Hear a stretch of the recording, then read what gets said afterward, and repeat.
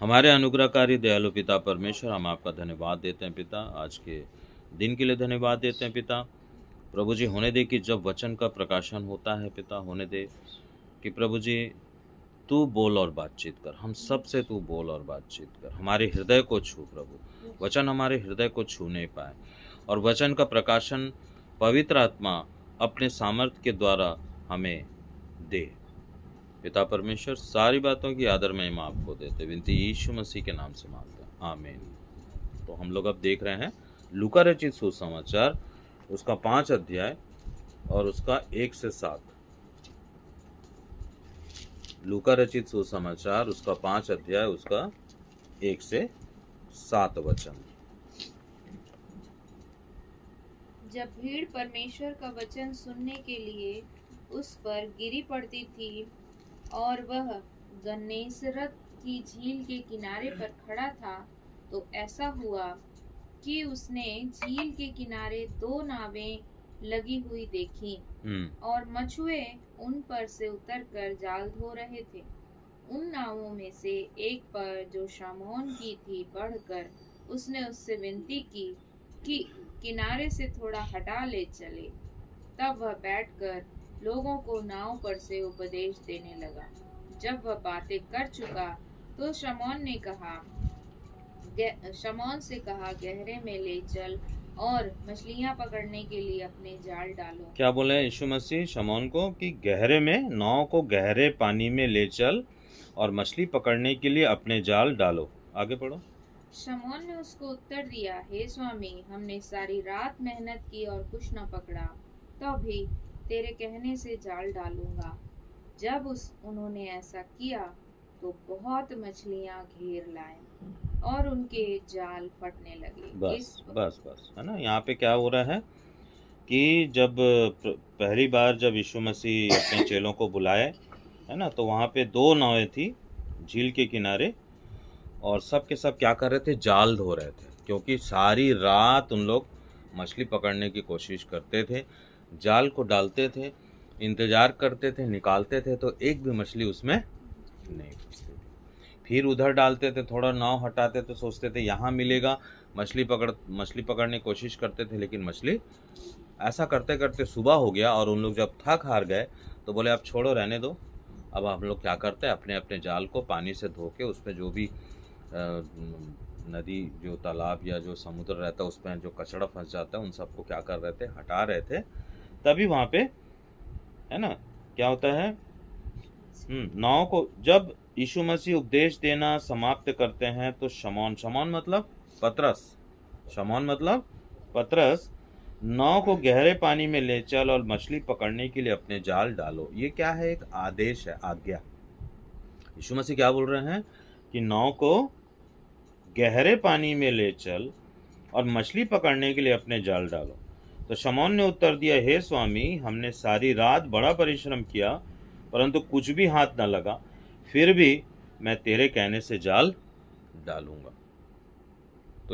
तो चाहता तो जिद भी कर सकता था कि नहीं, रात भर तो हम लोग देख लिया, अब क्या मछली मिलेगा। लेकिन उसने यीशु मसीह के वचन पर विश्वास किया, और जब वचन को हम लोग ध्यान से देखते हैं तो वो आज्ञा था, एक सामान्य आज्ञा, है ना, कि नाव को कहाँ पे ले चलो, गहरे पानी में ले चलो और मछली पकड़ने के लिए अपने जाल को डालो। 2 काम करना था, नाव को ले जाना था फिर से वापस, और जाल को क्या करना था, डालना था। और जब उन लोग ऐसा करते हैं तो इतनी मछली पकड़ते हैं, उनको दूसरी नावें बुलानी पड़ जाती है और सब के सब नाव क्या हो जाते हैं, भर जाते हैं। तो यहाँ पे शमौन पतरस क्या कर रहा है, विश्वास कर रहा है।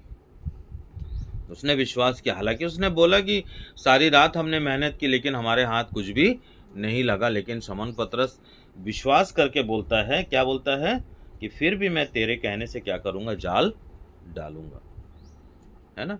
विश्वास किया और उसने कार्य भी किया कि नहीं किया, डाल के खड़ा तो नहीं रहा ना, वो सुन के खड़ा नहीं रहा, लेकिन क्या किया, नाव को फिर से गहरे पानी में ले गया वापस।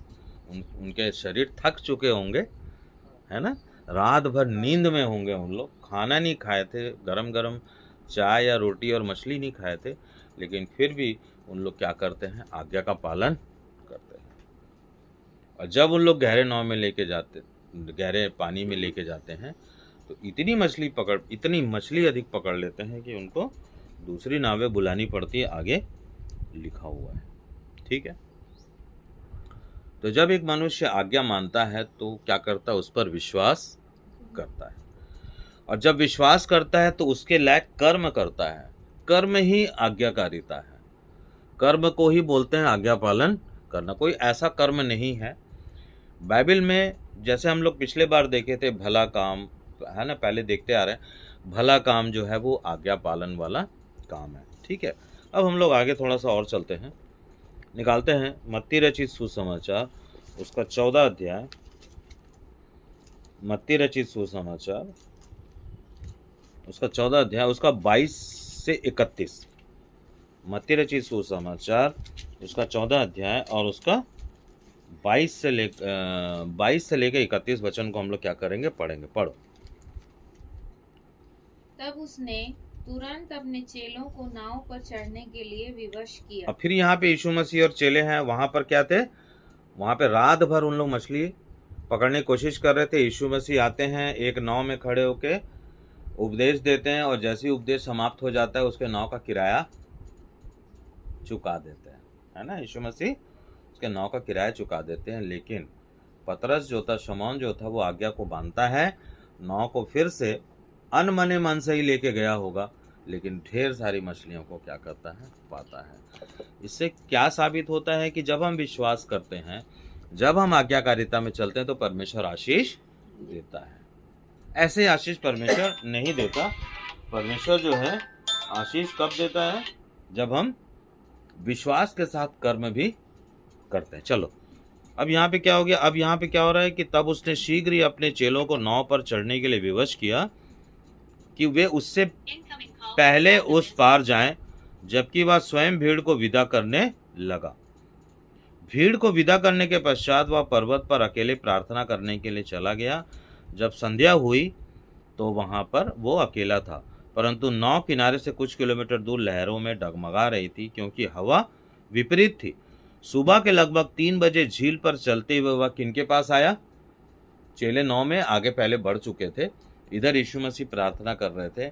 जब यीशु मसीह का प्रार्थना करने का टाइम समाप्त हुआ, 2-2:30 बज गया होगा, 3 बज गया होगा, तब यीशु मसीह पानी पे चलते हुए, है ना, देखो वहाँ पे 3 बजे झील पर चलते हुए वह उनके पास आया। जब चेलों ने उसे झील पर चलते हुए देखा तो घबरा कर कहने लगे, या तो कोई भूत है, और डर के मारे चिल्ला उठे। परंतु यीशु ने तुरंत उनसे बातें की और कहा, साहस रखो, मैं हूँ, डरो मत। तब पतरस ने उससे कहा, प्रभु यदि तू ही है तो मुझे पानी पर चलकर अपने पास आने की आज्ञा दे।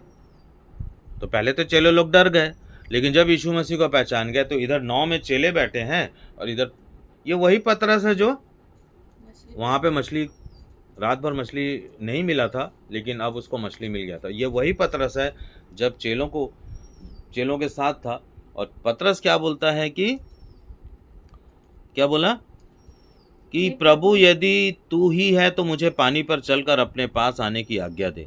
और यीशु मसीह ने कहा, चला आ, और पतरस नाव से उतरकर पानी पर चलता हुआ यीशु की ओर बढ़ा। तो एक इंसान पानी में कैसे चल सकता है, नहीं चल सकता ना। लेकिन यीशु मसीह बोले आ, तो वो विश्वास के साथ पानी में उतर गया, और जरा भी उसने अविश्वास नहीं किया, और पानी पर क्या होने लगा, चलने लगा। परंतु हवा को देख करके वो डर गया और डूबने लगा, तो चिल्लाया, प्रभु मुझे बचा। यीशु ने तुरंत अपना हाथ बढ़ाकर उसे थाम लिया और उससे कहा, हे अल्पविश्वासी, तूने क्यों संदेह किया। शक, संदेह। तो हमारा जो बहुत दिनों से जो हम मतलब हम लोग यहाँ पे सुसमाचार को सुन रहे हैं, जो कि परमेश्वर का सुसमाचार है ना। और ये सुसमाचार में हम लोग देख रहे हैं, विश्वास के विषय में देख रहे हैं, कार्य के विषय में देख रहे हैं। लेकिन जब हम लोग अभी इसको देखते हैं तो यीशु मसीह पतरस से कहते हैं कि हे अल्पविश्वासी, तूने संदेह क्यों किया, है ना, क्यों संदेह किया, तूने शक क्यों किया। तो अब जब हम लोग देखते हैं, इस संसार के विषय में देखते हैं, तो इस संसार में जब हम लोग देखते हैं तो परमेश्वर ने सृष्टि के बनाने के पहले ही 10 आज्ञा हमको दे चुके थे ना, 10 आज्ञाएं। और उसके पहले तक कोई भी मनुष्य नहीं बनाया गया था, है ना। पहले ही परमेश्वर ने क्या कर दिया था, आज्ञाओं को दे दिया था। और संसार के बहुत सारे चर्चेस, 90% चर्चेज जो 95% चर्चेज जो हैं, कलीसियाएं जो हैं, प्रभु की आज्ञा के विषय में संदेह करते हैं, शक करते हैं। ये सबत क्या चीज़ है, उनके उनके दिमाग में सबत के विषय में आता है कि अरे यार ये सबत कोई जरूरी थोड़ी ना है सबत मानना, है ना।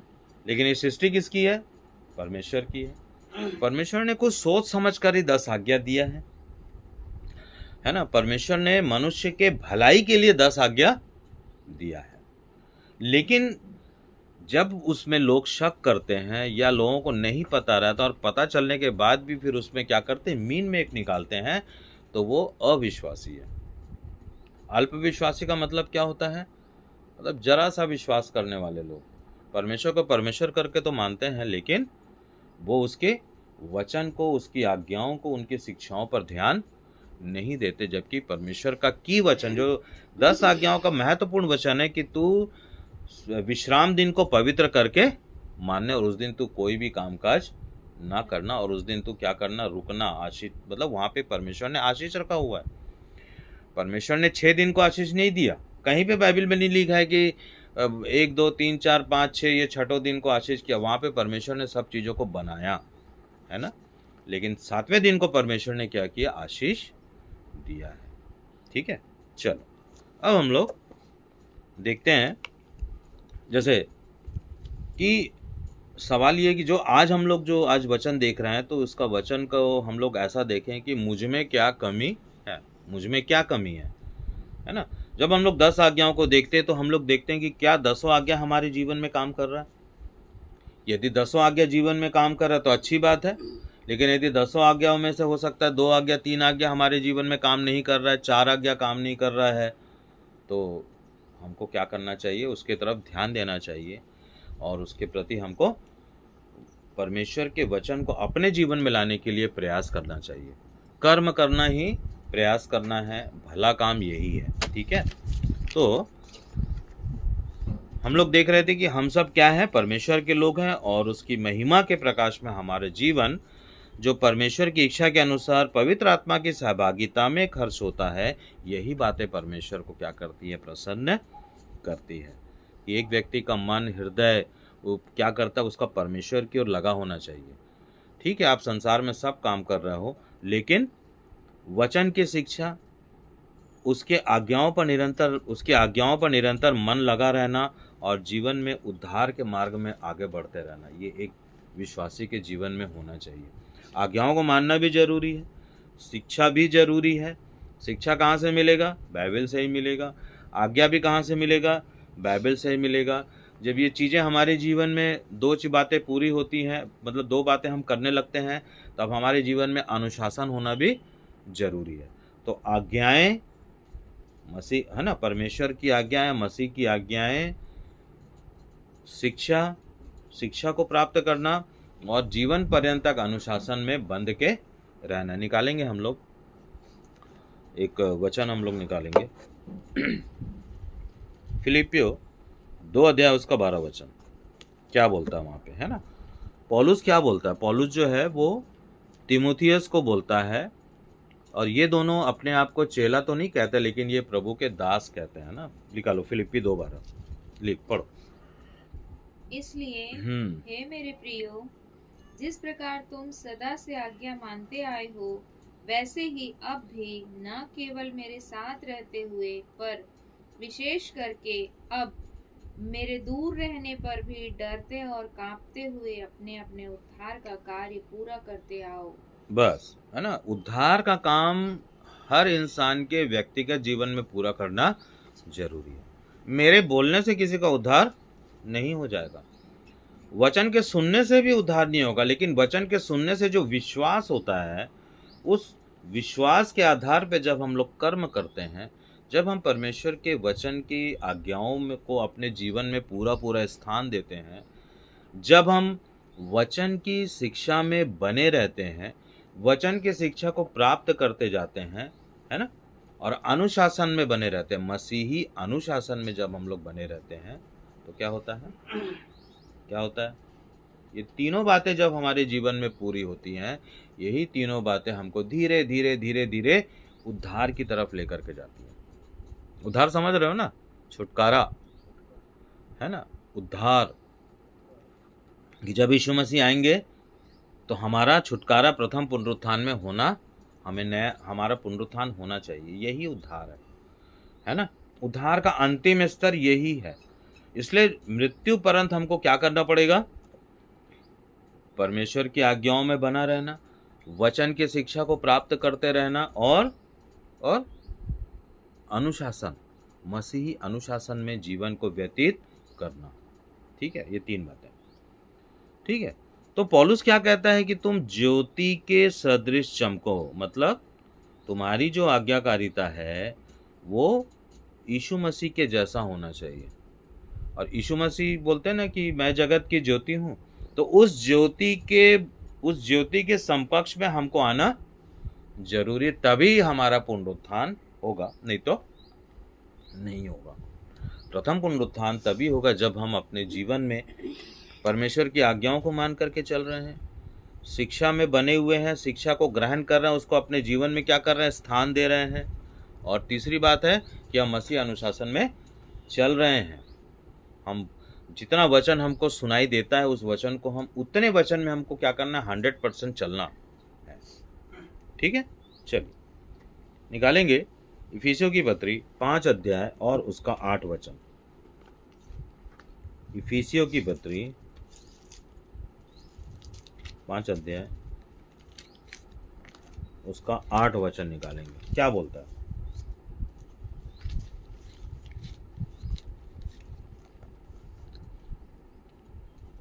पहले तो तुम अंधकार में थे, परंतु अब प्रभु में क्या हो? ज्योति हो। अतः ज्योति के संतान के सदृश चलो। पढ़ो उसको एक बार, 5:8, इफिसियो 5:8, इफिसियो 5 अध्याय उसका 8 वचन। क्योंकि तुम तो पहले अंधकार थे, परंतु अब प्रभु में ज्योति हो। अतः ज्योति की संतान के समान चलो। बस क्या बोल रहा है? ज्योति की संतान के सदृश चलो, है ना। और उसके पहले 6वां भी पढ़ो, क्या लिखा है? कोई तुम्हें व्यर्थ बातों से धोखा ना दे, क्योंकि इन ही के कारण आज्ञा ना मानने वालों पर परमेश्वर का प्रकोप पड़ता है। कोई भी कुछ भी बोल देगा तो उसको मानना नहीं है, उसको हमको प्रार्थना में रखना है कि ये सही बोल रहा है कि गलत बोल रहा है। परमेश्वर से पूछना है, पवित्र आत्मा से पूछना है कि ये सही है कि नहीं है ना। और जो प्रभु में जो सिखाने वाले हैं उनसे पूछना है कि ये बात सही है कि नहीं है, उसको हमको जानना है। क्योंकि एक बार जब हम उसको जान जाएंगे तो कोई हमको धोखा नहीं दे पाएगा। जैसे कि प्रारंभिक कलीसिया के समय में हजारों मसीह लोग क्या खा गए? धोखा खा गए, है ना। तो पढ़ो यूहन्ना 8:12 भी पढ़ो, क्या बोलते हैं यीशु मसीह? कि जगत की ज्योति मैं हूँ, और जो मेरे पीछे हो लेगा वह अंधकार में ना चलेगा, वरन जीवन की ज्योति पाएगा, है ना। जीवन की ज्योति पाएगा। पढ़ो। यीशु ने फिर लोगों से कहा, जगत की ज्योति मैं हूँ, जो मेरे पीछे हो लेगा वह अंधकार में न चलेगा, परंतु जीवन की ज्योति पाएगा। अब पीछे हो लेना का मतलब यीशु मसीह दिखाई तो नहीं दे रहे हैं। यीशु मसीह कहीं भी दिख रहे हैं क्या? नहीं दिख रहे हैं ना। हम जब आज्ञा पालन करने के कारण जब हमको पवित्र आत्मा मिल जाता है परमेश्वर के द्वारा, है ना, तो वो पवित्र आत्मा जो हमसे कहता है कि मार्ग यही है, इसी पर चलो, यही बातें जो है यीशु मसीह के पीछे चलने के बराबर है। समझ में आ रहा ना। हमको तो यीशु मसीह दिखाई नहीं दे रहे। यीशु मसीह दिखाई देते तो हम लोग फटाफट अपना, अभी यदि यीशु मसीह आ जाएं और बोले पीछे चलो, तो हम सब छोड़ के पीछे चलने लग जाएंगे। हो सकता है कि देखने के लिए कि यीशु मसीह किधर किधर जाते हैं, है ना, क्या क्या करते हैं। लेकिन यीशु मसीह तो हमको दिखाई नहीं दे रहे हैं।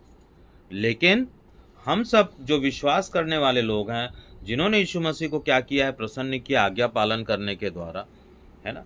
सभी आज्ञा पालन करने के द्वारा, प्रेम करने के द्वारा, उसको जो पवित्र आत्मा दिया गया है, उस पवित्र आत्मा की आवाज़ को सुन करके और प्रभु में सिखाने वाले जो वचन सिखाते हैं, उन वचनों को स्मरण करते हुए पवित्र आत्मा की सहभागिता में जब हम चलते हैं तो इसी को बोलते हैं यीशु मसीह के पीछे पीछे चलना। ठीक है, तो यही बात जो है वो हमको यीशु मसीह के पीछे पीछे, तो क्या बोलते हैं कि जगत की ज्योति मैं हूँ, जो मेरे पीछे होलेगा, मतलब जो मेरा अनुसरण करेगा, जो मेरी बातों को मानेगा और जो मेरी बातों में बना हुआ रहेगा मृत्यु पर्यंत, वह अंधकार में ना चलेगा और वरन जीवन की ज्योति पाएगा। तो जीवन की ज्योति हमको इसी पृथ्वी पर पाना है।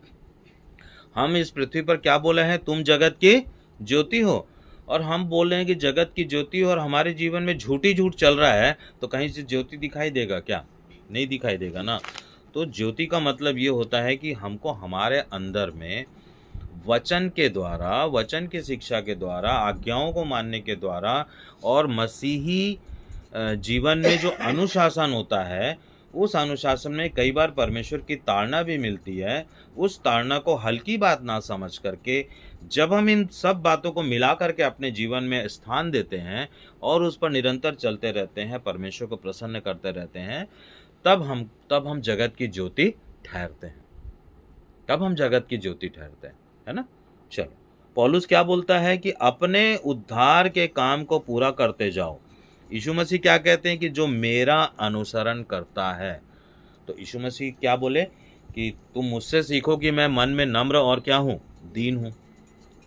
यीशु मसीह जैसे ही बपतिस्मा लेकर के आए, उन्होंने बोलना शुरू किया कि मन फिराओ क्योंकि स्वर्ग का राज्य निकट है। यूहन्ना भी उन बातों को पहले ही बोल रहा था, मन फिराओ क्योंकि परमेश्वर का राज्य निकट है।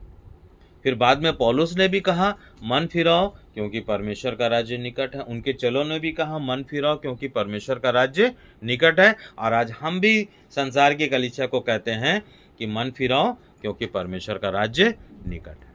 क्योंकि जब तक अनुग्रह का समय चल रहा है, तब तक यदि हम मन ना फिराएं, है ना, हम परमेश्वर को जानते हैं, हम मसीह को जानते हैं, लेकिन संसार में मसीह से बढ़कर के किसी अन्य बातों को जब हम ज़्यादा प्रेम करते हैं, और यीशु मसीह क्या बोलते हैं कि जो कोई मुझसे बढ़कर अपने माता पिता, भाई बहन, बेटा बेटी को प्रेम करता है, वो मेरा चेला नहीं। या किसी वस्तु को प्रेम करता है या किसी बातों को प्रेम करता है। तो आज संसार की जो कलीसियाएं हैं, जो जान रही हैं कि सबत होता है, परमेश्वर का विश्राम दिन होता है, फिर भी वे परमेश्वर के विश्राम दिन में प्रवेश नहीं कर रहे हैं, आज्ञा पालन में नहीं है। तो जब जो सबत, जो परमेश्वर की आज्ञा सबत है, वो मुख्य आज्ञा है। उस आज्ञा के ऊपर 3 आज्ञा और उस आज्ञा के नीचे 6 आज्ञा। यदि कोई परमेश्वर के सबत के विश्राम दिन में ठहरता है और जो अभी जब हम लोग जो बातें कर रहे हैं, आज्ञाओं को मानता है, वचन की शिक्षाओं में चलता है, अनुशासित जीवन जीता है, वो जगत की ज्योति बनेगा, वो जगत की ज्योति ठहराया जाएगा। क्यों? क्योंकि पवित्र आत्मा उसके अंदर होता है, पवित्र आत्मा उसको चलाता है और कहता है कि मार्ग यही है, इस पर क्या करना है, तुमको चलना है ना। तो कहने का मतलब है कि जैसे यीशु मसीह की आज्ञाकारी था, जिस प्रकार से यीशु मसीह ने अपने आप को शून्य किया, अभी 3:16 पढ़े ना कि परमेश्वर ने जगत से ऐसा प्रेम किया कि उसने अपने एकलौता पुत्र दे दिया। किसके लिए दे दिया? बलिदान होने के लिए दे दिया, हमारे पापों के लिए, और जो विधियों के श्राप में फंसे थे उनके लिए, जो मृत्यु में फंसे थे उनके लिए, सब समस्त मानव जाति के लिए परमेश्वर ने यीशु मसीह को दिया, ताकि जो कोई उस पर विश्वास करे वो नाश न हो वरन अनंत जीवन पाए। तो यहाँ पे खाली विश्वास करने से थोड़ी ना होगा, हम इस चीज़ को बहुत दिन से देख रहे हैं। विश्वास के साथ कर्म भी जरूरी है, या कर्म बिना विश्वास अधूरा है, विश्वास कर्म के बिना अधूरा है। ठीक है, तो चलो फिलिपियो निकाल लेंगे 2:5। फिलिपियो 2:5, इफिसियो के बाद में फिलिपियो 2:5 पढ़ेंगे, है ना। किस विषय में पढ़ेंगे? कि जब हम विश्वास करते हैं यीशु मसीह पर, तो हमको वही काम करना है जो यीशु मसीह ने अपने जीवन में परमेश्वर को प्रसन्न करने के लिए किया। पढ़ो क्या लिखा है।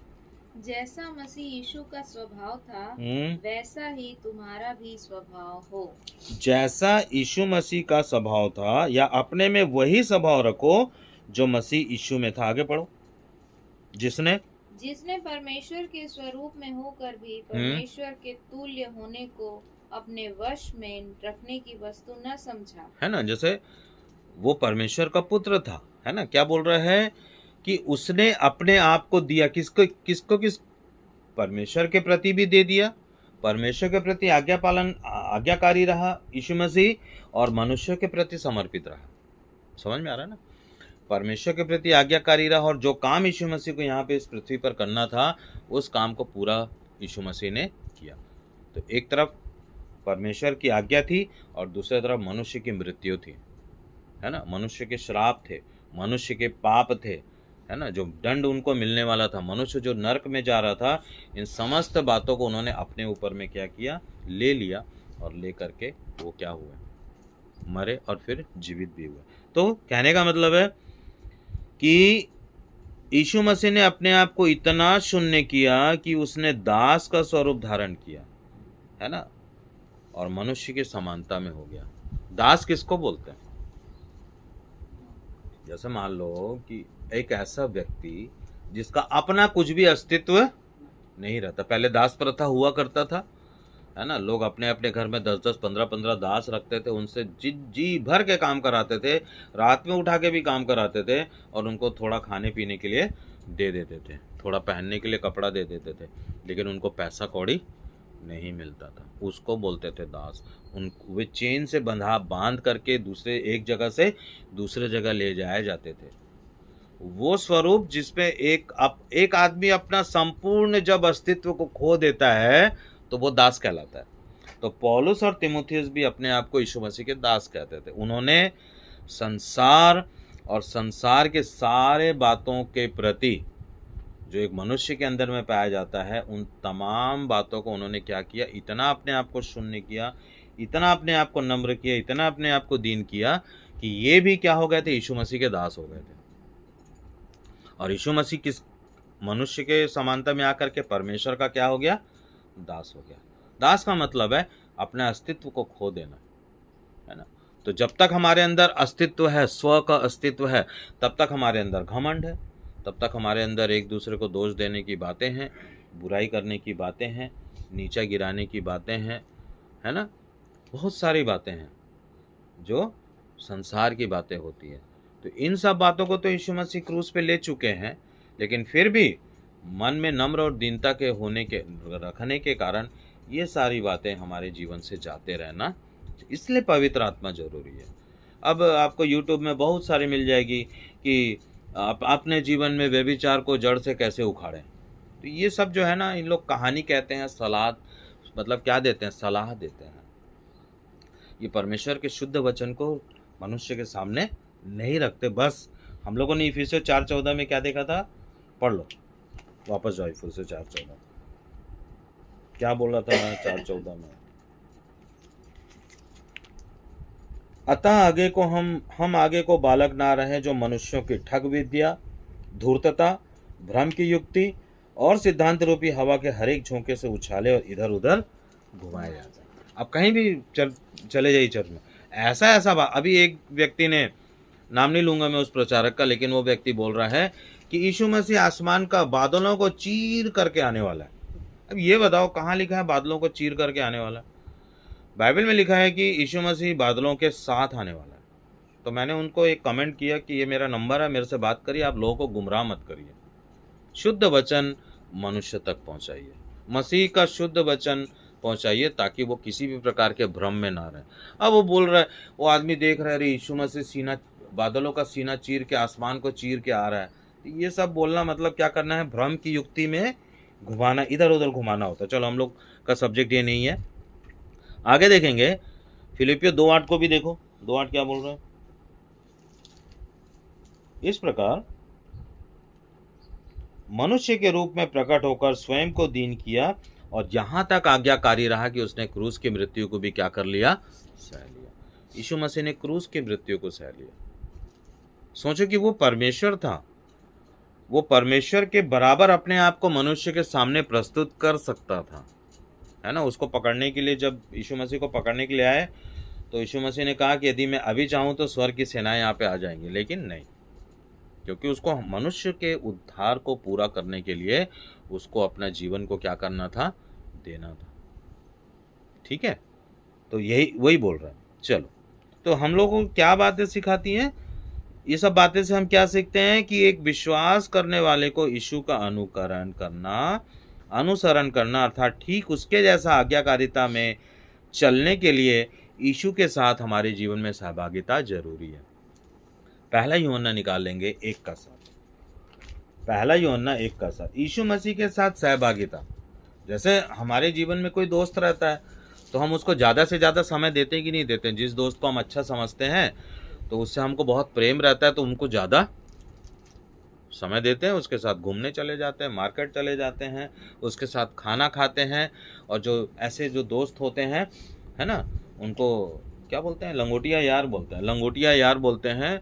और लोग जो रोटी खाते वो दांत काटी रोटी बोलते हैं उसको, यानी एक ही रोटी में वो भी खाएगा, एक ही रोटी में उसको भी खाते रहेगा, एक थाली में खाना खाते हैं। तो क्या हमारा संबंध यीशु मसीह के साथ है, एक थाली में खाने वाला? यदि नहीं है तो हमको फिर से विचार करने की जरूरत है। चलो पढ़ो पहला यूहन्ना 1:7। पर यदि जैसा वह ज्योति में है वैसे ही हम भी ज्योति में चलें तो एक दूसरे से सहभागिता रखते हैं और उसके पुत्र यीशु का लहू हमें सब पापों से शुद्ध करता है। क्या बोल रहा है? परंतु यदि हम ज्योति में चलें जैसा वह ज्योति में है तो हमारी सहभागिता एक दूसरे से है और उसके पुत्र यीशु का लहू हमें सब पापों से क्या कर देता है? शुद्ध कर देता है। ठीक है, मतलब जैसे यीशु ज्योति है ना, यीशु इस संसार की ज्योति यहाँ पे जब आए तो वो ज्योति के रूप में रहे, तो हमें भी यीशु मसीह के जैसा ज्योति में चलना है। तो ज्योति प्राप्त करने के लिए क्या करना पड़ेगा? आज्ञाओं का पालन करना पड़ेगा, यीशु मसीह से प्रेम करना पड़ेगा, पवित्र आत्मा पाना पड़ेगा, यीशु मसीह की शिक्षाओं में बना रहना पड़ेगा, यीशु मसीह की शिक्षाओं को स्मरण करके रखना पड़ेगा। ठीक है, और अनुशासित जीवन को जीना पड़ेगा। मृत्यु पर्यंत हमको उद्धार के प्रति लालायित होना पड़ेगा। अनंत जीवन की प्राप्ति के लिए हमको एक जीवन को जीना होगा। जब हम पृथ्वी पर ऐसा जीवन जीते हैं तब यीशु मसीह ये बात को कह सकते हैं कि हाँ, नीरज जगत की ज्योति है, डिलेश्वरी जगत की ज्योति है, हाँ, सुशीला जगत की ज्योति है, तारिणी जगत की ज्योति है, फलाना जगत की ज्योति है। समझ में आ रहा है ना? ज्योति का मतलब यही है कि वे बातें जो यीशु मसीह के जीवन में थी वही बातें हमारे जीवन से जब प्रकट होता है, संसार हमको दिखता है, तब स्वर्ग कह सकता है कि इसके अंदर क्या आ गई है? ज्योति। ये ज्योति के सदृश क्या हो रहा है? चमक रहा है ना? तो पहले के ज़माने में कथा कहानियों में क्या होता था कि जो बहुत अच्छा काम करता था तो उसके नाम से एक तारा दिखा दिया जाता था। वो देखो एक तारा, उसका नाम रख देते हैं ध्रुव तारा, है ना, ध्रुव तारा, है ना। तो बाइबल भी यही बताती है कि जब हम ज्योति में चलते हैं तो हम यहाँ नहीं होते, पता है, हम पवित्र आत्मा के सहभागिता में हम स्वर्ग में एक प्रतिनिधित्व करते रहते हैं। जब हम ज्योति में चलते हैं, हम जीवन में चल तो रहे हैं लेकिन हमारा भला काम जो है स्वर्ग को प्रसन्न करता है, परमेश्वर को प्रसन्न करता है। आगे पढ़ो यूहन्ना 1, पहला यूहन्ना में रहेंगे 1:5, उसी में रहेंगे 5 को पढ़ो। जो समाचार हमने उससे सुना और तुम्हें सुनाते हैं वह यह है कि परमेश्वर ज्योति है और उसमें कुछ भी अंधकार नहीं। परमेश्वर ज्योति है और उसमें कोई भी अंधकार नहीं है। अब इसी से लगे लगे वचन को पढ़ लो, 8 को पढ़ो। यदि हम कहें कि हम में कुछ भी पाप नहीं तो अपने आप को धोखा देते हैं और हम में सत्य नहीं। यदि किसी के जीवन में पवित्र आत्मा है, पवित्र आत्मा नहीं है तो छोड़ दो उसको। ठीक है, हम लोग बात करेंगे कि जो यीशु मसीह से प्रेम किया कर रहा है उसके अंदर पवित्र आत्मा आ गया है, यदि उसके बाद वो अपने जीवन में गलत चाल चलता है तो बहुत ही गलत है ना। उसको पवित्र आत्मा बताएगा कि देखो तुम ये जो कर रहे हो ये गलत है, तुम इसको मत करो।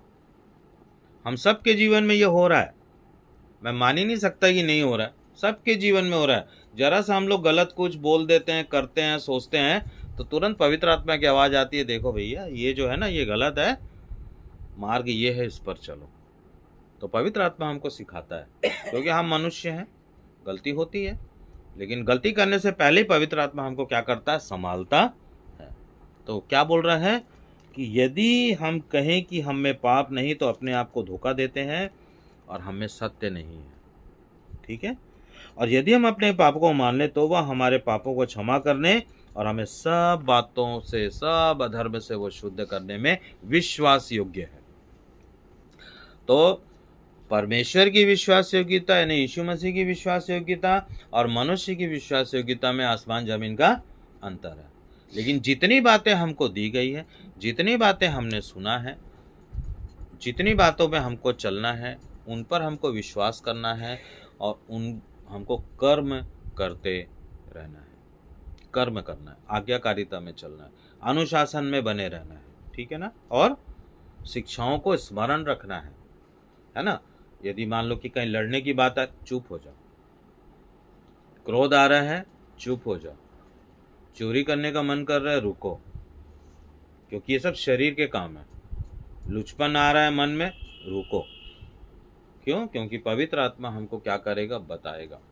और जब बाद में पौलुस बोलता है कि मैं शरीर को यंत्रणा दे करके अपने नियंत्रण में कर लेता हूँ, पौलुस क्या बोलता है कि मैं अपने शरीर को क्या करता हूँ, दंडित करता हूँ। अब दंडित करने का क्या साधन है?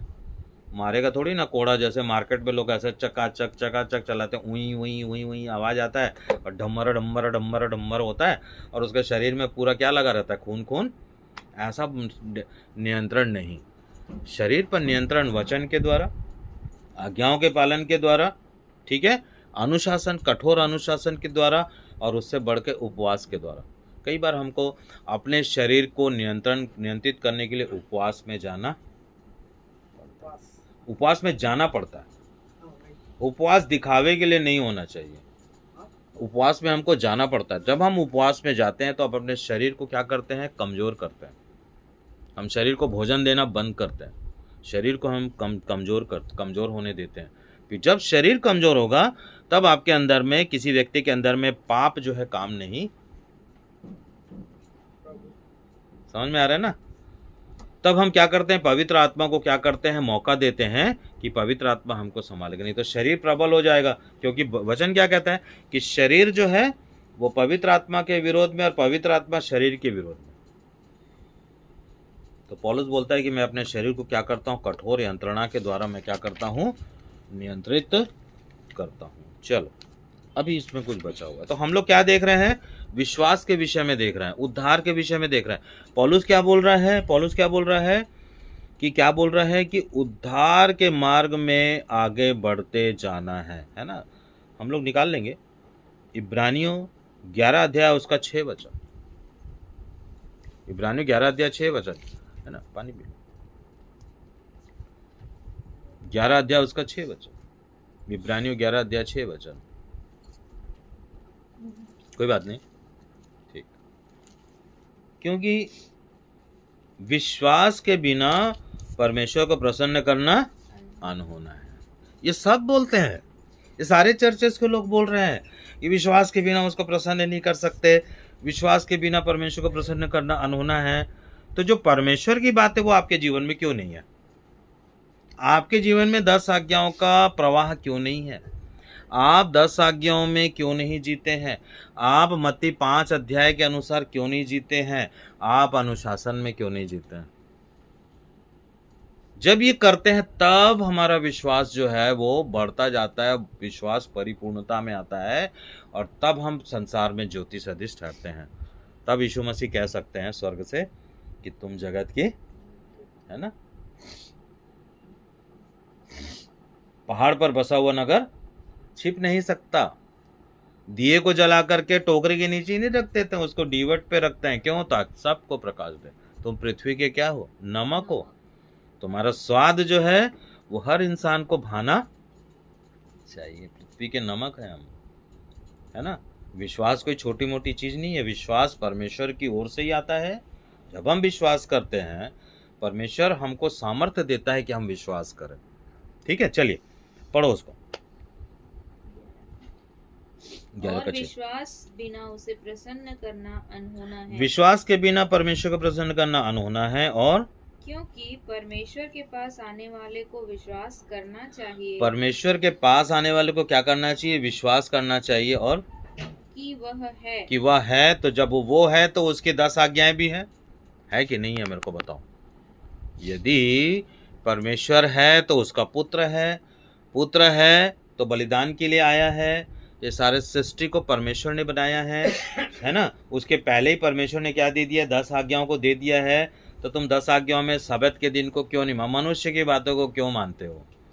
मनुष्य के ठहरे हुए दिन में क्यों ठहरे हो? ये भी पाप है, ये भी व्यभिचार है। मनुष्य का ठहराया हुआ दिन जो परमेश्वर का दिन नहीं है, आप यदि उसमें रुके हुए हो, सुनने वाला कोई है यदि वो उसमें रुका हुआ है तो तुरंत निकले, अपने लोगों को छोड़ के निकले। यदि वो चाहता है कि उसके जीवन में उद्धार हो तो सबसे पहले आज्ञा पालन करना जरूरी है ना। मैं किसी 95% कलीसिया के लोगों को बोल रहा हूँ तो मैं उनका दुश्मन नहीं हूँ। चूँकि परमेश्वर ने मेरे को एक पहरुआ ठहराया है, चूँकि परमेश्वर ने मुझे चुना है इस बात के लिए कि मैं क्या करूँ, वचन में से लोगों को सिखाऊं, चेतावनी दूं, बताऊं, तो इसका मतलब ये नहीं है कि मैं बहुत बड़ा हो गया, मैं तो अभी भी छोटा ही हूँ। लेकिन परमेश्वर की बात को मैं बता रहा हूँ, इसलिए बता रहा हूँ क्योंकि इस अंत्य के समय में परमेश्वर की आज्ञाओं का प्रचार किया जाएगा और किया जा रहा है। ठीक है, चलो आगे पढ़ेंगे हम लोग, है ना। क्या बोल रहा है, वह अपने खोजने वाले को क्या देता है, प्रतिफल देता है। जो उसको ढूंढता है, तो आप ढूंढते ढूंढते सब्त में आओगे ना, सब्त के दिन में आओगे ना। सब्त में तो ऑलरेडी आशीष रखी हुई है, आप बाकी सारे आज्ञाओं को भी क्या करोगे, मानोगे। ऐसा थोड़ी ना है कि आप, जो परमेश्वर से बहुत बढ़ चढ़ के प्रेम करता है वो कभी भी कोई भी पाप नहीं कर सकता, ये चैलेंज है।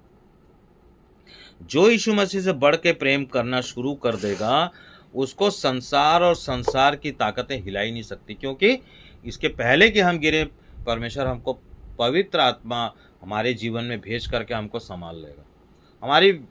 हमारी परिस्थितियां बदल देगा, टाइमिंग को चेंज कर देगा, सब बदल देगा, और वो व्यक्ति पाप नहीं कर पाएगा, क्योंकि उसने सारे संसार से बढ़ चढ़ के किससे प्रेम किया है, परमेश्वर से प्रेम। यीशु मसीह क्या बोले, यदि कोई मुझसे अधिक अपने माता पिता, भाई बहन, बेटे बेटियां, काम काज, संसार में और बातें, मनुष्य की बातें, जैसे कि संडे का विश्राम दिन जो मनुष्य की बातें हैं, ईस्टर मनुष्य की बातें हैं, 25 दिसंबर मनुष्य की बातें हैं, और भी बहुत सारे तरह तरह के ऐसे जो खोखली जो बातें हैं चर्च के अंदर घुस चुकी है। तो ये सब बातों पर जब एक व्यक्ति विश्वास करे तो वो व्यभिचार में, किसमें है, व्यभिचार में, वो पाप में है, वो मूर्ति पूजा में।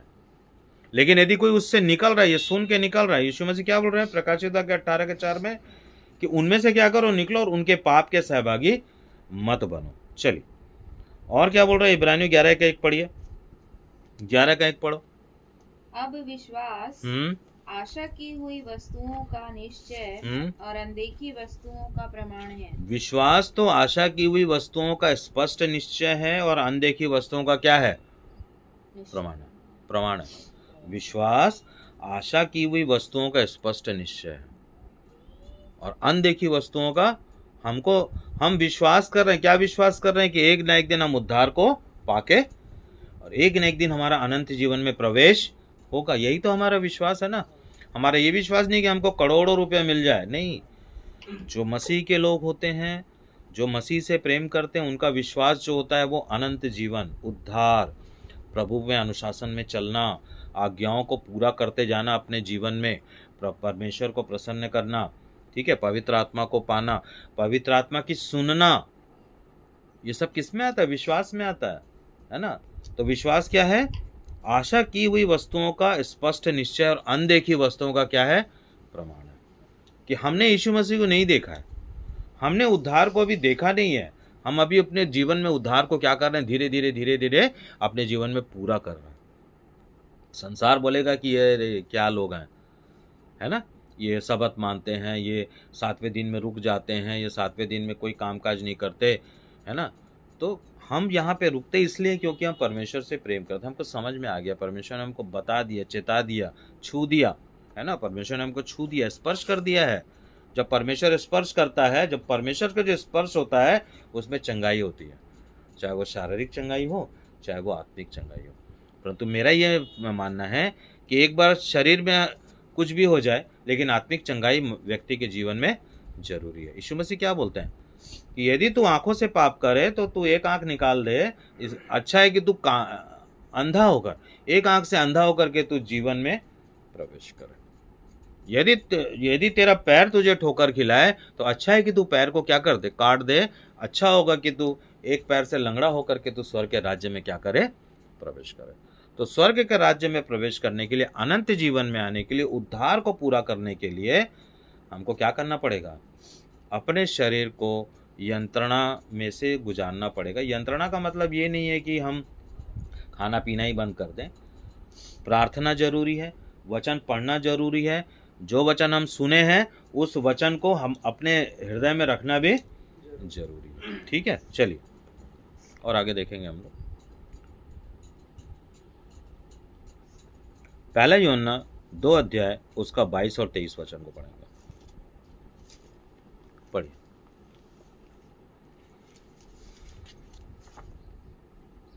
बाईस और 23 वचन को पढ़ेंगे। झूठा कौन है? हाँ, केवल वह जो यीशु के मसीह होने से इनकार करता है। झूठा वही है जो यीशु के मसीह होने का इनकार करता है, और जो पुत्र का इनकार करता है उसके पास में पिता भी नहीं।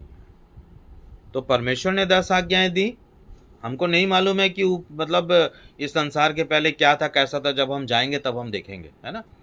उसके पुत्र यीशु मसीह आए, उन्होंने भी 10 आज्ञाओं के विषय में 2 आज्ञाओं में बदल के कहा कि तू अपने परमेश्वर से अपने सारे प्राण, सारी बुद्धि, सारे मन और सारी शक्ति से क्या करना, प्रेम करना। तू अपने पड़ोसी से अपने समान प्रेम करना। तो 4 आज्ञाएं पहली आज्ञा के अंदर और 6 आज्ञाएं दूसरी आज्ञा के अंदर, है ना। समझ में आ रहा है ना। और पढ़ो आगे, पहला यूहन्ना 2:9 पढ़ो,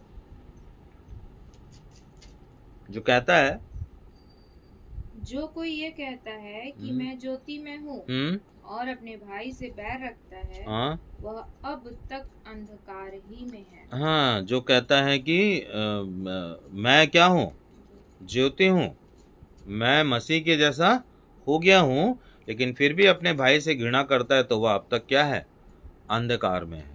ठीक है। और जो अपने भाई से प्रेम करता है वह ज्योति में है, मतलब मसीह में है, और परमेश्वर की आज्ञाओं में क्या करता है, बना हुआ रहता है। और पढ़ो, पहला यूहन्ना 2:4 भी पढ़ो, 4 भी पढ़ो। इसको मैं 2 पार्ट में कर रहा हूँ, 2 पार्ट में कर रहा हूँ, है ना। एक पार्ट अभी मैं जल्दी खत्म करूंगा। चलिए, पहला यूहन्ना 2:4। जो कोई ये कहता है मैं उसे जान गया हूँ, हाँ, और उसकी आज्ञाओं को नहीं मानता, हाँ, वह झूठा है और उसमें कोई भी सत्य नहीं। जो कहता है कि मैं उसे जान गया हूँ और उसकी आज्ञाओं का पालन ही नहीं करता है, तो इसका मतलब है कि वो क्या है, झूठा है। तो बाइबल क्या कर रही है, संसार के उन सारे कलीसियाओं को जो परमेश्वर की आज्ञा को नहीं मानते, मैं झूठा नहीं ठहरा रहा हूँ, बाइबल उनको झूठा ठहरा रही है। और यही लोग क्या है, झूठे मसीह। लेकिन इसमें भी ऐसे लोग हैं जो परमेश्वर के लोग हैं, परमेश्वर उनसे प्रेम करते हैं, इसलिए परमेश्वर का वचन उन तक पहुंच रहा है। हम चाहते तो जितने देर वचन की तैयारी कर रहे हैं उतने जगह दूसरे जगह जा करके 200-400 रुपये का काम कर लेते हैं, तो हमारे घर में 200-400 रुपये एक्स्ट्रा आ जाता। लेकिन परमेश्वर मनुष्य को ही बोझ देते हैं। परमेश्वर मनुष्य को तैयार करते हैं कि वो उसके वचन की पूर्ति करने के लिए परमेश्वर उसका क्या करते, उपयोग करते हैं। बाइबल में एक जगह लिखा हुआ है, यदि तुम उस काम को नहीं करोगे तो परमेश्वर उस काम को दूसरे से क्या कर लेगा, करा लेगा, है ना। तो हम लोग को संसार नहीं जानता है, हम लोग जो है संसार के सबसे निकृष्ट लोग हैं, सबसे छोटे लोग हैं। लेकिन परमेश्वर इन्हीं छोटे लोग का, इन्हीं निकृष्ट लोग का उपयोग क्या करता है, अपने राज्य के लिए क्या करता है, कर रहा है। अंतिम दिनों में परमेश्वर की आज्ञाओं का प्रचार किया जाएगा, और अंतिम दिन में जिस प्रकार से हम लोग पिछले बार देखे थे कि परमेश्वर इस जगत में कई पहरुओं को क्या कर रहा है, नियुक्त कर रहा है, ताकि वो लोगों को क्या कर सके, चेतावनी दे सके। तो कहने का मतलब कि जो कहता है कि मैं उसे जान गया हूँ और उसकी आज्ञाओं का पालन नहीं करता, वह झूठा है और उसमें कोई भी सच्चाई नहीं है। ठीक है। तो और पढ़ो इसमें पहला यूहन्ना 2:23 पढ़ो। परंतु अंतिम में है ना, कि जो पुत्र का इनकार करता है उसके पास पिता नहीं, और जो यीशु मसीह के होने का इनकार करता है वो क्या है, झूठा है, परंतु जो पुत्र को मान लेता है उसके पास पिता भी है। पढ़ो। जो कोई पुत्र का इनकार करता है उसके पास पिता भी नहीं, जो पुत्र को मान लेता है उसके पास पिता भी। हाँ, जो पुत्र को मान लेता है उसके पास क्या है, पिता है। ठीक है, पहला यूहन्ना 3:24 निकालो, पहला यूहन्ना 3:24 निकालो, क्या बोल रहा है उसमें? जो उसकी आज्ञाओं को जो मानता है। उसकी यानी कि परमेश्वर की, जो सृष्टि के पहले दिया गया, दूसरा यीशु मसीह की जो जगत में आया। ठीक है, दोनों की आज्ञाएं एक जैसी है, उनमें कोई अंतर नहीं है। पिता है तो पिता की बातों को पुत्र लेकर के आता है, तो पिता की बातों को जब पुत्र लेकर के आ रहा है इस धरती पे, क्या लिखा 3:16 हम लोग क्या पढ़े कि परमेश्वर ने जगत से ऐसा प्रेम किया कि उसने अपने इकलौते पुत्र को, मनुष्य जो पापी मनुष्य थे, जो अपराधी थे, है ना, जो भ्रष्ट थे, जो चोर थे, जो सब प्रकार के नाना प्रकार के शैतान के चंगुल में फंसे हुए थे, उन सबको निकालने के लिए, और साथ ही साथ इजराइल के लोगों को, है ना, जो कि विधियों की व्यवस्था में फंस चुके थे, है ना, विधियों के अभिलेख में फंस चुके थे, उन सब संसार के सब मनुष्यों के प्रायश्चित के लिए यीशु मसीह एक बार क्रूस पे क्या कर दिया? चढ़ गया। ठीक है, पढ़ो 3:24। जो उसकी आज्ञाओं को मानता है वह उसमें और वह उनमें बना रहता है। हाँ, जो परमेश्वर की आज्ञाओं को और यीशु मसीह की आज्ञाओं का पालन करता है वह परमेश्वर में बना रहता है, और परमेश्वर उसमें बना रहता है ना। तो उसमें कैसे बना रहेगा? पढ़ो आगे।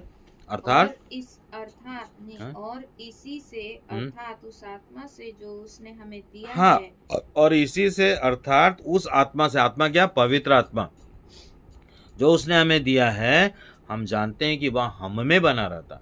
समझ में आ रहा है ना?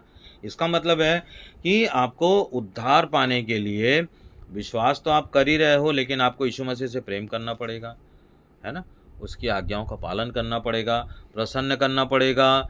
फिर क्या मिलेगा? पवित्र आत्मा मिलेगा, और जब पवित्र आत्मा आएगा तो तुमको संसार में पाप और न्याय और धार्मिकता के विषय में, सबके विषय में, पाप और न्याय, पाप के विषय में तुमको क्या करेगा? निरुत्तर करेगा। तुम्हारे पास पाप के लिए कोई बहाना नहीं है। ठीक है, चलो एक और पढ़ लो, पहला तीमुथियुस 6:14, 6:14, और 3 वचन हम लोग लास्ट में पढ़ेंगे, क्योंकि जिस उद्देश्य के लिए आज हम लोग कर रहे हैं वो इधर उधर मत हो जा। पढ़िए, क्या था? पहला तीमुथियुस 6:14 पढ़ो। पहला तीमुथियुस 6:14। कि तू हमारे प्रभु यीशु मसीह के प्रकट होने तक इस आज्ञा को निष्कलंक और निर्दोष रख, है ना, इस आज्ञा को निष्कलंक और निर्दोष रख। कौन सी आज्ञा? वही धार्मिकता की शिक्षा, है ना। मत्ती 6:33 में क्या बोल रहा है कि तुम सबसे पहले परमेश्वर के राज्य और उसकी धार्मिकता की क्या करो? खोज करो। धार्मिकता, परमेश्वर की धार्मिकता मनुष्य के लिए 10 आज्ञाएं हैं। जब हम 10 आज्ञाओं को पूरा करते हैं अपने जीवन में, परमेश्वर से प्रेम करते हैं, है ना, मसीह की शिक्षाओं में बने रहते हैं, और मसीह के अनुशासन में, वचन के अनुशासन में जब हम चलते हैं, जगत की ज्योति ठहरते हैं। और जब हम जगत की ज्योति ठहरते हैं तो हम एक न एक दिन हम क्या करेंगे? परमेश्वर के स्वर्ग के राज्य में जरूर से प्रवेश करेंगे, और हमारा प्रथम पुनरुत्थान के हम भागी हो जाएंगे। 3 वचन को हम लोग देखेंगे फटाफट। चलिए, आज्ञाओं को सबको पता है, निर्गमन में है। निर्गमन 20 अध्याय में हमने आज्ञाओं को देखा, 10 आज्ञाओं को, उसको हम लोग देख लेंगे बाद में, और पिछले हम लोग वीडियो में भी हमने देखा था, है ना। मत्ती 5 अध्याय निकालो, मत्ती 5 अध्याय। मत्ती 5 अध्याय जो है वो यीशु मसीह ने पहाड़ी वचन कहे हैं, ये शिक्षा है। ये क्या है? शिक्षा। देखो, आज्ञाएं अलग हैं, शिक्षाएं अलग है ना। हम सबको ऐसे हलवा बना के पेश नहीं कर सकते। 10 आज्ञाएं हैं तो 10 आज्ञाएं अपने जगह पर स्थिर हैं। 10 आज्ञाएं सृष्टि के बनने के पहले भी थी, और 10 आज्ञाएं जब हम स्वर्ग में जाएंगे वहाँ पर भी 10 आज्ञा, वहाँ पर भी सबत होगा। 7वें दिन वहाँ भी कोई भी काम नहीं होगा। भाई ये बताओ, आदम हव्वा वहाँ पे काम करते थे कि नहीं करते थे? अदन की वाटिका में आदम को काम करने के लिए दिया गया था ना, कि वाटिका की क्या करो? देखभाल करो। तो 6 दिन वो काम करता था, और 7वें दिन क्या था? उसका सब्त का दिन होता था। 7वें दिन जो था वो रुकता था उस दिन। ठीक है, चलिए पढ़ो। हाँ, क्या लिखा है मत्ती 5 अध्याय में? कि धन्य वे जो मन के दीन है, क्योंकि स्वर्ग का राज्य उन्हीं का है। धन्य वे जो शोक करते हैं, क्योंकि वे क्या पाएंगे? शांति पाएंगे। धन्य वे जो नम्र है, क्योंकि वे पृथ्वी के अधिकारी होंगे। धन्य वे जो धार्मिकता के भूखे और प्यासे हैं, क्योंकि वे तृप्त किए जाएंगे। धन्य वे जो दयावंत हैं, क्योंकि उन पर दया की जाएगी। धन्य वे जिनके मन शुद्ध हैं, क्योंकि वे परमेश्वर को क्या करेंगे।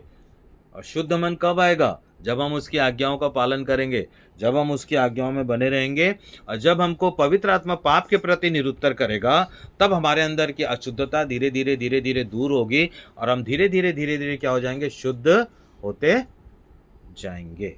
समझ में आ रहा है? मिट्टी को पानी में घोल दें तो पानी का कलर कैसा हो जाता है? गंदा हो जाता है।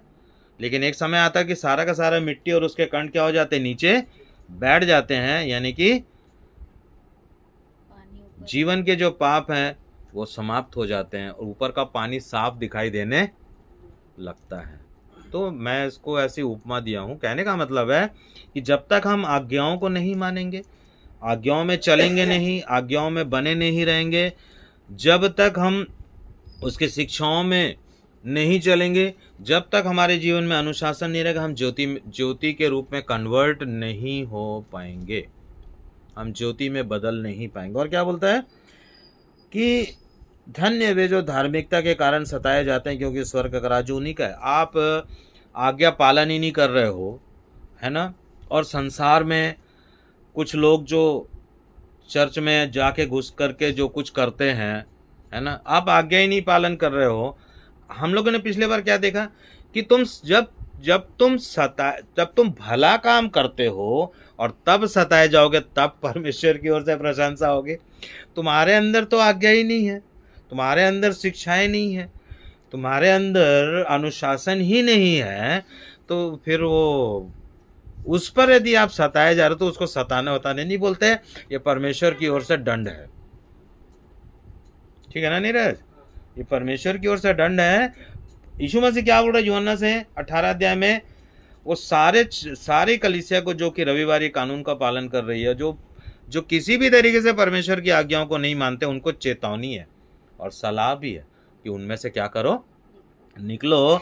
और उस मदर जो चर्च है ना, समझ रहे हैं ना सब लोग, वो जो रोमन जो चर्च है, जो भी है, उनके पाप के सहभागी मत बनो, मत मनाओ ना। अरे तुम्हारे ईस्टर मनाने से यीशु मसीह प्रसन्न नहीं होंगे, है ना।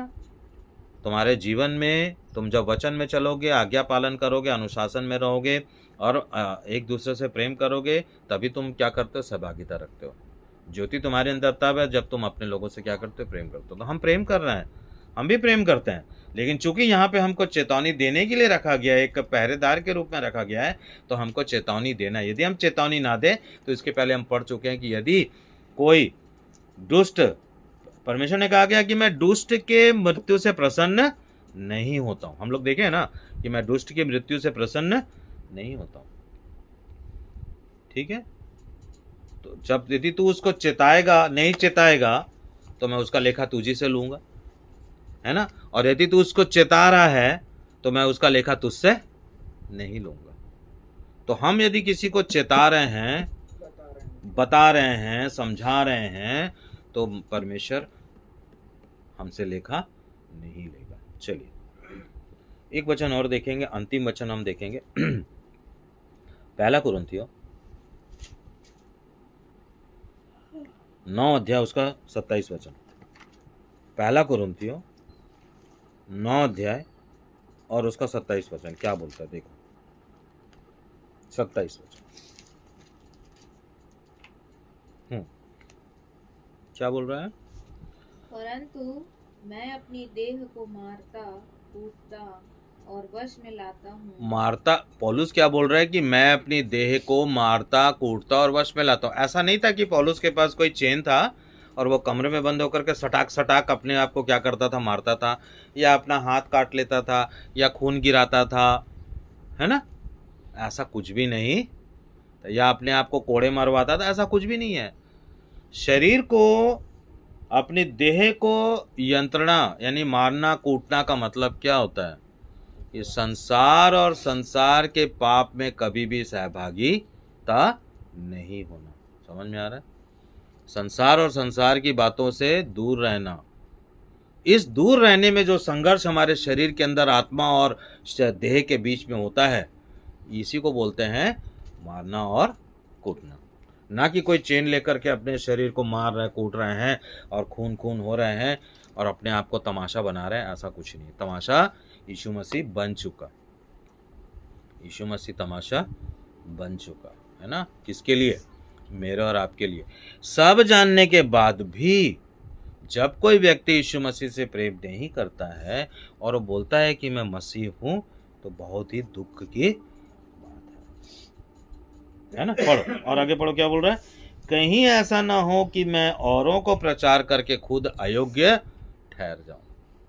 इसलिए एक सिखाने वाले के जीवन में एक बहुत बड़ी जिम्मेदारी होती है। एक जो सिखाने वाला व्यक्ति होता है, और वैसे भी तो वचन कहता है कि परमेश्वर की आंखें क्या करती है? सब कुछ क्या करती है? देखते हैं, ठीक है। लेकिन सिखाने वाले के जीवन में बहुत जरूरी है कि वो सब बातों से अपने आप को क्या करे? दूर रखे। बहुत जरूरी है।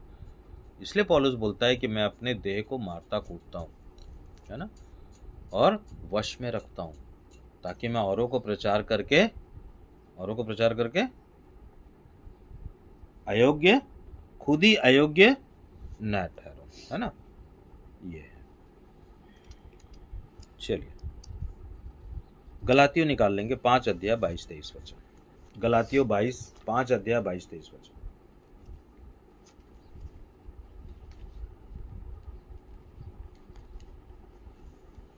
मिला? पर आत्मा का फल प्रेम, आनंद, शांति, धीरज, कृपा, भलाई, विश्वास, नम्रता और संयम है। जब पवित्र आत्मा आएगा किसी के जीवन में और वो व्यक्ति आज्ञा पालन में सतत बना रहेगा, तो धीरे धीरे पवित्र आत्मा का जो फल है वो उसके जीवन में दिखाई देना शुरू होगा। ठीक है। वही पवित्र आत्मा जो यीशु मसीह को जीवित किया, वही पवित्र आत्मा हमको भी जीवित करेगा।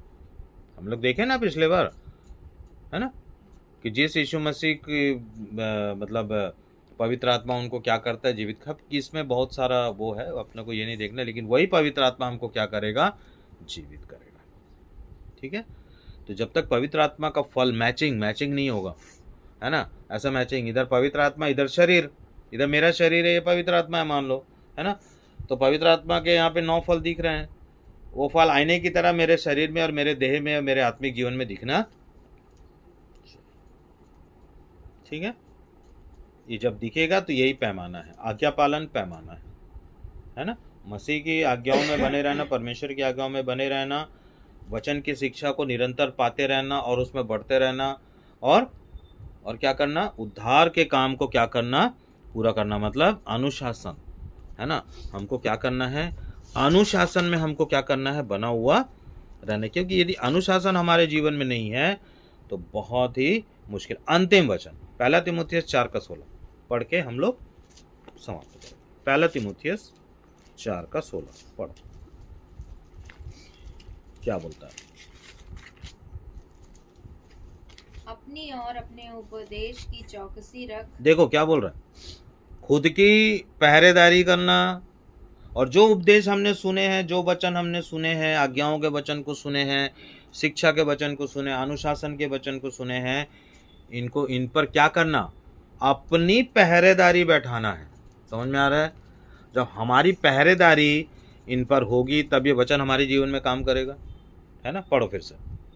अपनी और अपने उपदेश की चौकसी रख, इन बातों पर स्थिर रहे। इन बातों पर स्थिर है मतलब हमारे जो बातें हमको सिखाई गई है उन पर हमको क्या रहना है? स्थिर रहना है। और क्योंकि यदि ऐसा करता रहेगा, ऐसा यदि करता रहेगा, हाँ, तो तू अपने और अपने सुनने वालों के लिए भी उद्धार का कारण होगा। हाँ, कि तू ऐसा करने से तू अपने यानी स्वयं के और सुनने वालों के भी उद्धार का क्या होगा? कारण होगा, है ना।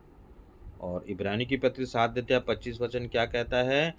कि जो यीशु के समीप रहते हैं, जो यीशु से प्रेम करते हैं, जो परमेश्वर और यीशु मसीह की आज्ञाओं का पालन करते हैं, जो यीशु मसीह की शिक्षाओं में बने रहते हैं, जो यीशु मसीह और परमेश्वर को संसार से बढ़ चढ़ के प्रेम करते हैं, वो समस्त आज्ञाओं में पाए जाते हैं और उसके द्वारा परमेश्वर उसके समीप आते हैं पवित्र आत्मा के रूप में।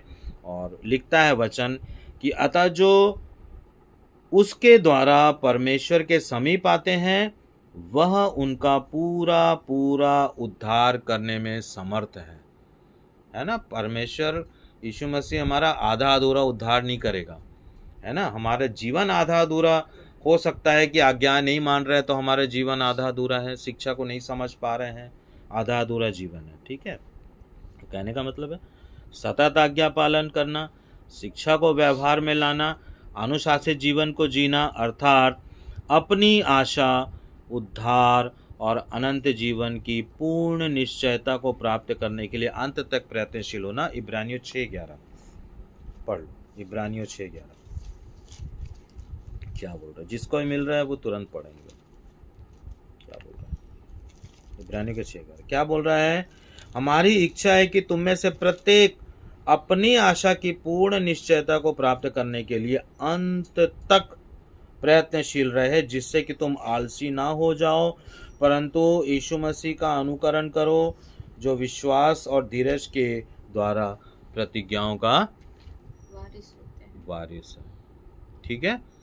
तो आज हम लोग ने क्या सीखा?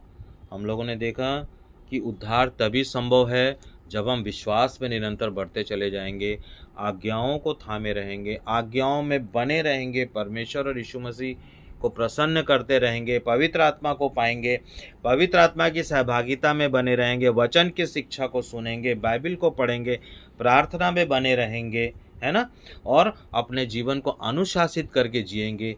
ये सारी बातें जब हमारे या किसी विश्वास करने वाले के जीवन में हो जाती है तो स्वर्ग उसको कहता है कि तुम जगत की ज्योति हो। और ज्योति में सारे अंधकार क्या हो जाते हैं? दूर हो जाते हैं।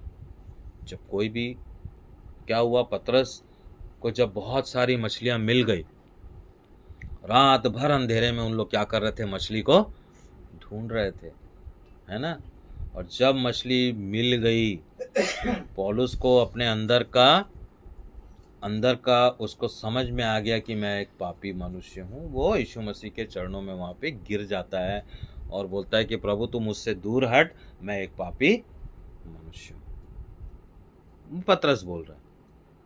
लेकिन परमेश्वर ने क्या किया कि परमेश्वर ने जगत से ऐसा प्रेम किया कि उसने पापी मनुष्य के, पूरे संसार के जो पापी, अपराधी, भ्रष्ट, सब प्रकार के गंदे मनुष्य को के बीच में यीशु मसीह को क्या कर दिया? भेज दिया, ताकि जो कोई उस पर विश्वास करे वह नाश न हो वरन अनंत जीवन। प्रार्थना करें। हमारे अनुग्रहकारी और दयालु पिता परमेश्वर, हम आपका धन्यवाद देते हैं प्रभु। तो जीवित परमेश्वर है पिता, अपने जीवित वचन के द्वारा प्रभु तो आज हमसे बोला और बातचीत किया। प्रभु हम आपका धन्यवाद देते हैं, हमने आपकी उपस्थिति को महसूस किया पिता, क्योंकि प्रभु जी आपने वचन के द्वारा जो बातें बोला वो प्रभु हमने अपने हृदय में उससे संजोया है। और होने दे पिता परमेश्वर ये सारी बातें मृत्यु पर्यंत हमारे जीवन में काम करते रहे प्रभु। होने दे कि प्रभु हम तेरी सामर्थ्य के द्वारा, पवित्र आत्मा की सामर्थ्य के द्वारा अपने जीवन को ऐसा जिएं कि जिसमें आज्ञा पालन, वचन की शिक्षा का व्यवहार और अनुशासित जीवन हम जीते चले जाएं और तुझको हम प्रसन्न करते चले जाएं। पिता परमेश्वर हम आपका धन्यवाद देते हैं। समस्त ऑनलाइन जो सुनेंगे उन्हें भी प्रभु जी मैं आपके सामर्थ्य हाथों में सौंपता हूं पिता। होने दे पिता परमेश्वर कि उनसे भी तू बोला और बातचीत किया प्रभु, मैं ऐसा विश्वास करता हूं। और प्रभु चूँकि आप उससे प्रेम करते हैं प्रभु, उन्हें भी सामर्थ्य दीजिए ताकि पिता परमेश्वर वो प्रकाशित वाक्य 18:4 के अनुसार उन तमाम लोगों को छोड़ करके निकले और प्रभु वो तेरी उपस्थिति में आने पाए। प्रभु आपका धन्यवाद करते हैं, सारी बातों की आदर महिमा आपको देते हैं। विनती हम अपने उद्धार करता, हम सबके उद्धार करता प्रभु यीशु मसीह के सामर्थ्य और पवित्र नाम से मांगते हैं, सुनिए और दया से ग्रहण कीजिए। आमीन। सबको जय मसीह।